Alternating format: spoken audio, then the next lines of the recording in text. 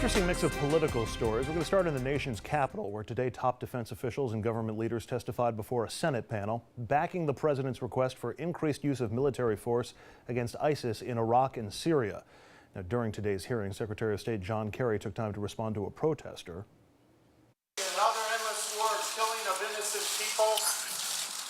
Okay, if this happens again, I would ask the police to escort immediately people out of the room. Dollars on the war, creating more terrorism, killing more innocent people. Killing more innocent people.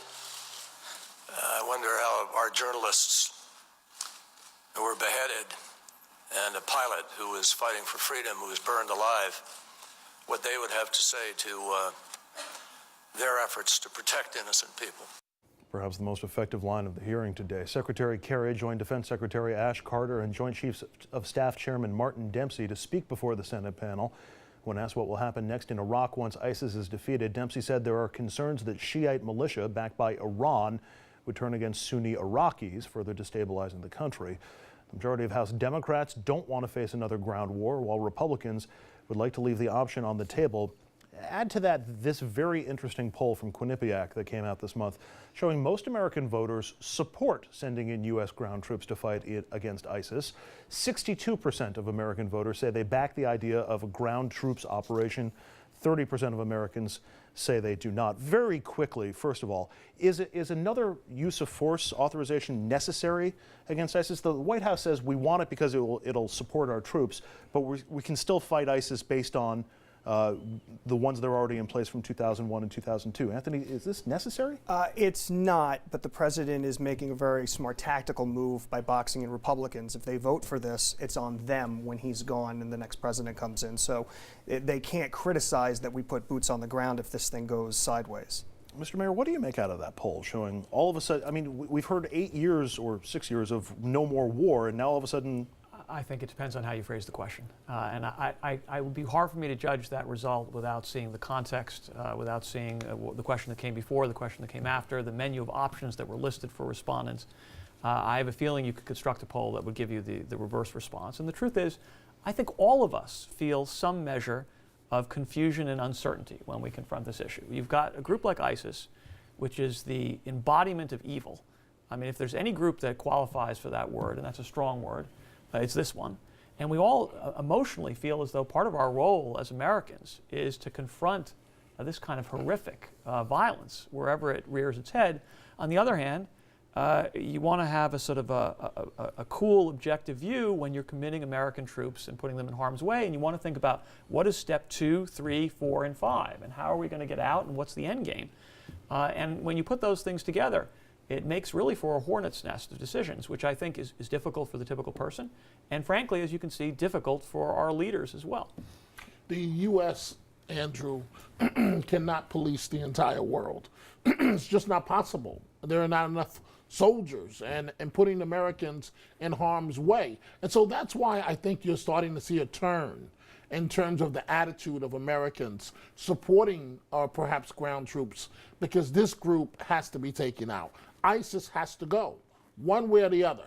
But at the same time, it does scare me when we talk about polls like this. It really does. We don't know what or at least I don't know as of right now, what the sample size was. You can make a poll say almost anything you want in this day and age. And it often depends on who's fronting the poll financially to come up with the information that they want. So I wouldn't put too much belief in those numbers, though I do think the sentiment is changing. All right, I want to shift back to New York for another story. Education officials are soon going to have their emails deleted after 90 days. The department says if an email is considered a state record and needs to be kept in the system for longer than 90 days, the employee must retain it. The Department of Law, headed up by Attorney General Eric Schneiderman, also has an email dump policy.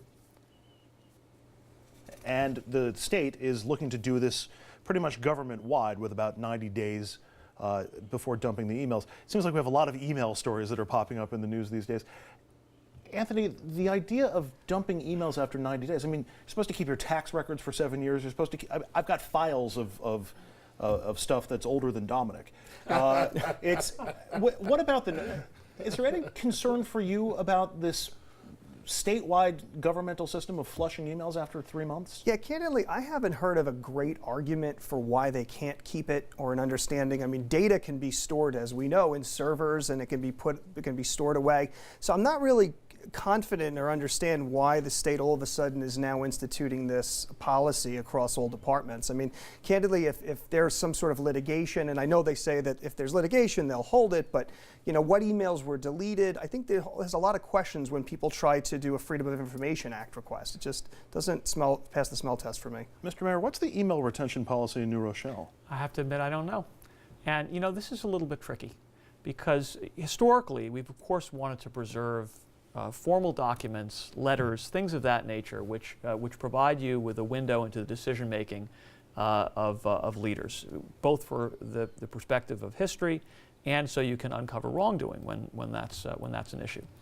Email is a little bit in the gray area because, in a way, it's almost just like daily conversations. It's as though you had a transcript of the little things that we say to each other moment to moment, which are not always as carefully considered, not always as formally phrased as the kind of documents that we might produce on the record.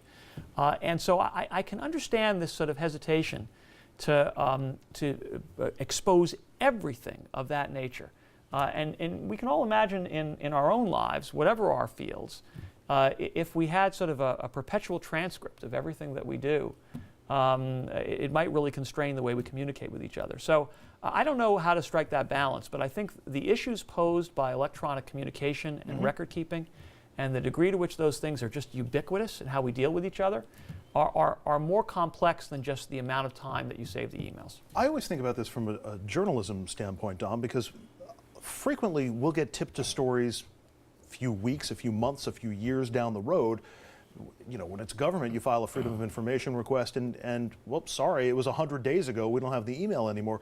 Any concerns about this, or do you think there's politics involved to try to protect? No. Politics? Maybe a governor or something like that? Politics in this? No. I knew I'd hit the right button with Dom. You hit the right button. With this governor, let's face it, there's always been a sense amongst journalists and amongst those that know him, a sense of paranoia, if you will. And so, I'm just laying it out there. And so how do you say in one breath, you want to be Mr. Transparency and open for everyone to see, and then and a U.S. attorney is investigating Silver and other matters, and then all of a sudden you come out and announce after 90 days we're going to erase emails. Your words where it doesn't pass the smell test. Amen. And data storage is very cheap these days. There's a way to do this so that the financial burden shouldn't be that much of an issue. All right, I want to move on because it's budget season in New York State. And it's looking more and more like there's going to be another minimum wage increase in the state. The state assembly is chiming in now. They've got a $150 billion budget that proposes minimum wage increases. The governor is pitching it also. Carl Hastie, the assembly speaker, says it's a move that would help families in New York get the support they need. And he says no one who works full-time should have to live in poverty. The current minimum wage in New York is $8.75 an hour. And thanks to Governor Cuomo, who passed this bill a couple of years ago, it's going up to $9 an hour at the end of the year. Now he wants it to go up to $11.50 in New York City, Westchester, and Long Island, and $10.50 an hour for the rest of the state. Assembly Democrats want an even bigger boost for New York City. They want to go to $12.50 and then eventually to $15 an hour. A couple of different questions. Putting aside whether you think the minimum wage should be increased at all, you're a mayor of a Westchester County city. Why should Westchester, Long Island, and the city have higher minimum wages than the rest of New York? I think it's a question of the regional marketplace and overall wage levels. I'm not sure that I would necessarily support that bifurcated system. In any case, my view is minimum wage needs to be raised at all locations because it's entirely too low. And the question of whether it's a little bit different here or a little bit different there is secondary to me. What's your take, Anthony, on the fact that the governor pushed to get the minimum wage increased, got it increased, and now is going back again and trying to get it increased even more? Well, if you looked at the budget over the course of the tenure of the governor, there have been pockets, segments in Westchester County and Long Island and New York City that have had increases of living wage, especially on the healthcare side. So what I'm looking at now what they've done on the healthcare side and with labor unions. Now they're pushing it as an all-around minimum wage increase. So it's really it's a lot of lobbying from special interests, especially the unions that are pushing for this thing. Higher wage increase in terms of the minimum wage for the New York City vicinity, because it costs a lot more money to live here than it does anywhere else in the state. I mean, you can live upstate and, you know, do quite well, but the same salary in New York City, you can't survive at all. You know, people in Rockland County or people in Orange County or people in Putnam are going to be like, what about us? Why can't we get a minimum wage increase either? Well, one, because the governor just doesn't wave a magic wand and make this happen. The reason why he did the minimal increase is because politically, that's what he could get passed with the Republicans in the Senate. And so now that he's done one, he's going to try again, and maybe the negotiation process is a bit more towards his side where he can get it done. We don't know if this is a starting point in terms of the negotiation, the figure he's put out there, or if that's what he really wants. But you know, you've got to start somewhere politically, and nobody can talk more to that than the mayor can. Well, look, the reality is all of these minimum wage levels that are being proposed, none of them is in fact adequate to live on. It's an improvement over what exists today. It'll make a difference to many, many families in New York and elsewhere, but it's still inadequate. And the minimum wage has to be embedded in a suite of policies that are aimed at lifting family income and addressing income inequality. A suite of policies. I'm not sure I've heard that expression. S-U-I-T-E suite. No, I got that. Yeah. Or a S-W-E-E-T, depending on good how too. big that increase is. All right, we're going to take a break. When we come back, we'll head out to Utah, where lawmakers are backing a bill that would make it legal for firing squads to execute prisoners. Is this taking capital punishment too far, or is it cruel and unusual no matter where you are? That's going to be next when RFL continues.